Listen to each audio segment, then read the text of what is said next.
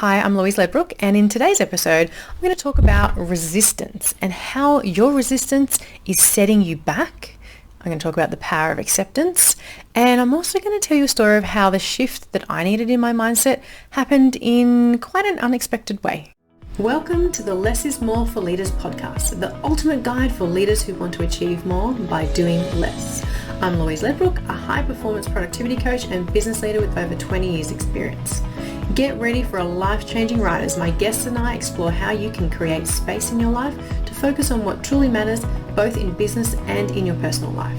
We'll be sharing simple yet powerful strategies and stories of success, so get ready to unleash your full potential. So the three big problems that I see, and I also experienced myself. So I had this very same experience myself when I was continually in the up and down of fatigue while trying to either juggle intensive projects or running a business or even just getting through my schooling, right? And the first thing is that I was always in this fight mode. Okay. And you may not actually realize you're in this mode because I don't think I realized I was stuck in this mode all the time. I was always resisting my reality, right? And therefore fighting it unsuccessfully because it's very hard to fight your own reality. And this was a huge energy suck on me, which is something that someone with chronic fatigue does not want to do, right? You don't want to add to the energy suck. I didn't want to be chronically fatigued. And it wasn't like I was in denial. Like no one wants that, right? But it wasn't like I was in denial so much, but that I was in a blame mindset about it. Okay. I blamed the medical system for not having all the answers. I blamed my body for betraying me. And we all know that blame gets us nowhere, right? But I was stuck in that place. And I was always kind of looking for a new answer, right? Something new. I thought that having chronic fatigue syndrome was quite frankly a bullshit diagnosis. I was like, I wanted something more real and tangible and curable, right? And of course, all of these things led to me having this underlying fear that I was always on the edge and I didn't know when I was going to fall over because I didn't have full control and I didn't take full responsibility, right? Because I was kind of resisting that reality all the time. But I mentioned earlier that I had this shift in my mindset and what this point in time, so although, you know, I was diagnosed in the 90s, I was sick really sick in the 90s, but over that time, since then, I developed, found, utilized any strategy that I could, work, life, mindset, mind, body, spirit, like all of the different things. I was looking for strategies in all of these different realms over the years, and it helped me get through to uni degrees. I worked on multi-million-dollar programs of work in my corporate life. I have started numerous businesses I still run to today. And so I was successful in achieving that. I was successful in thriving with chronic fatigue, but I did keep having setbacks. And so that kind of meant that I was sometimes falling backwards after I had this mindset shift. That falling backwards, honestly, that was like the final piece of the puzzle. And that falling backwards really is a thing of the past. I need to make sure I continually implement all of these strategies so that I stay there as well. But this is just one of those strategies. And it has allowed me to lift a huge weight from my shoulders, to remove the chip off my shoulder, so to speak, yeah? And I now feel full ownership of my own state of health and success, right? Doesn't that sound nice? I'm telling you, it's nice. And I get to consistently move forward, yeah? Today, each day, every day, towards my dreams. That consistent forward momentum is a really nice feeling. I feel like this is one of the most important shifts that you would make. If you can make this shift, it is fundamental to your recovery and your success. It may be a series of things that lead to that shift, and it might be an epiphany. Today, I'm going to walk you through basically acknowledging your feelings is really important, identifying where that resistance is, then accepting you, choosing a new path for your resistance, and taking back responsibility and control, right? I'm going to walk you through that journey. And I'm going to do that by telling you the story of how it kind of happened for me. Like I said, it was unexpected. I was diagnosed in the 90s, and this point was 2014. And I was not in a great place. I was having a bit of a relapse. I had just finished one of, if not the most, actually I would say the worst program of work that I'd ever worked on. Another multi-million-dollar program, but it was frustrating and stressful in a lot of ways. I also was going through postnatal depression at this time.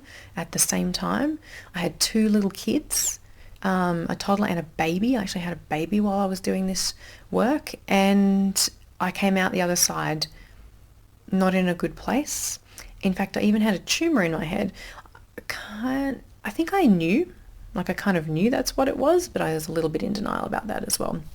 But that's all solved and that's all amazing now. And so long hours, 2 kids, stress, all of that kind of stuff, it built up and it sent me backwards. So I was in a bit of a rest mode and I needed something to change. And I went to a Tony Robbins Unleash the Power Within. If you have not been to one of those, I've been to multiples of them now. And if you've not been to one, I highly recommend it. Not only is it super fun, it's like a dance party for 4 days. The shifts, if you are open to it, the shifts that you can have and the breakthroughs you can have are life-changing. And like this one was for me. At these sessions, sometimes Tony will call out somebody in the audience. So whatever it is that he's working on at that time, the strategy he's working on at that time, he'll call someone out in the audience and he'll work through with them what their issue is and a breakthrough for them, right? And he was doing that. I'm up in the stands up here. Because all the people that get to do that are down on the floor and or down close to the stage. And he picked this girl out of the audience and he was working through with her what was going on for her and how it was holding her back. She happened to have anorexia. And interestingly, anorexia is actually a mental illness. So it's actually that some of the pathways don't work the way that other people's do, and the neural pathways. And so interestingly, I actually think there's quite a connection with chronic fatigue syndrome, but that's another podcast with it being a problem with the mental pathways. Anyway, I've digressed. So he was working through that with her and how there were a couple of things that he talked about, which I think are really interesting, not necessarily quite related to my breakthrough, but ultimately where he got to was he was like, you have to understand with anything, good and bad, there are rewards and also things that don't work out for us in that situation. So even in my situation where I have chronic fatigue, every time I get set back, what is the reward that I get when I get that setback, and it made me really think about that. I'm going, how do you possibly get any kind of reward? And in her case, for example, it was that when she was down, having a down stage, she got the love and attention and support that she so desperately wanted from her mum or her partner, whoever it was. And then it's about acknowledging that and understanding that and going, well, how can I get those things that I want in another way, in a more healthy way? And then him empowering her, like helping her understand that she's empowered to do that, right? She was empowered to take responsibility and control of her feelings and her life and her emotions. And don't get me wrong, anorexia is a very tough illness to overcome. But if you're determined, there are a number of strategies that can help you live through that, right? Same with chronic fatigue syndrome. And so that's what he was kind of saying to her. You need to empower yourself. You need to take control and do those things that you know help you be better. And I was like, firstly, what do I get out of this, And honestly, often when I would relapse, things would be extremely overwhelming. Like, university, for example, like everything is hitting me all at once. Exams, assignments, extremely overwhelming. I'm trying to work at the same time because I worked through my uni degree. And it's almost like it gives you a bit of a relief. And I'm like, maybe I need to create more downtime in my life on a more regular basis and never get to that point of overwhelm, Never allow myself to get to that point of overwhelm. And I can control that. Yeah, which was very exciting. Accepting, okay, this is my reality. I have this thing, right? She clearly had this illness, anorexia. So she had that thing. But then it's like, you have this thing, control what you can control and take responsibility for you controlling it or not controlling it, right? And so that acceptance of my reality, acceptance of the feelings that I get, acceptance of when I get to a point, what gets me there, how I feel when I have the relapse, because there were good feelings as well. Like I said, there's a little bit of relief that I can just go lie in bed now and not have to deal with the world. And so now I have obviously changed a whole lot of things in my lifestyle, but that acceptance has empowered me to make the changes that I needed to make the shifts and take responsibility and control of all areas of my life so that I never get to that point again. Because I get to choose and accept that I have that responsibility. Yes, I have an illness that I couldn't control getting. Right? I have no control over that. Great. Let's not try and control that. Let's not try and control that it is that illness or isn't that illness. It is what it is. And if I want to continue to be successful, run my businesses, make them as big as I want them to be and serve as many people as I want to, then I need to take control of the controllable and accept my situation, because that acceptance is empowering and emancipating, right? It's freeing. It's actually freeing. Going, all right, I'm no longer trying to control the uncontrollable. I'm no longer trying to get a different answer. I no longer am fighting my reality. This is my reality. Okay? This is not me giving up. Let me be very clear. This was never me giving up. And it should never be you giving up. I'm not talking about giving up, rolling over and accepting that you're stuck in bed all day, because that is not true. This is you accepting that you need to change certain things in your life and you need to start creating awareness and you need to start learning the different strategies. You need to start taking control by learning those strategies, right? Because it is a lifestyle.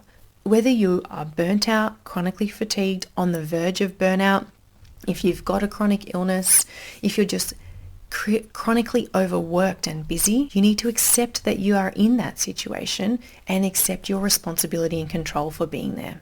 Okay? Because while ever you're blaming something else and sending that out elsewhere beyond you, you will remain in that place. Because if you blame something over there that you don't have control of, then you will remain in that place. Right? Does that make sense? For you to move forward, for you to create a better life for yourself, for you to recover and for you to achieve your dreams, you need to accept that you have a responsibility for doing what it takes.